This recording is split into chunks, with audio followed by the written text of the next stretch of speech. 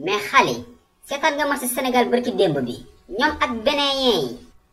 waaw waaw Alaaji Suluxu seetaan naa ko. góol bi Boy Gomis yegaloon na sama tension bi ba pare moom de tuuti mu dugal suñu camp.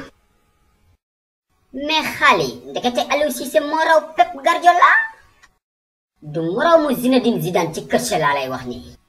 waa lu tax nga wax loolu Alaaji Suluxu. waaye gisoo changement yu def deuxième mi-temps bi roof roppi bi.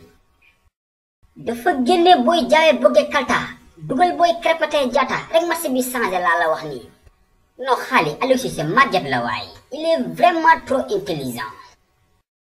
je me demande sax est-ce que kandi wu jeexee Real Madrid wala Barcelone duñu ko jënd. ah Suluxu loolu moom dina yéeme di gaaw na de. waaye Aliou Cissé dem na Barça ba pare waaye xaali maa ngi jàkkaarloog moom nii mu taxaw ak Lionel Messi di ko jox ay consigne naan ko juntos vamos a ganar la Liga Santander y la Champions Liga.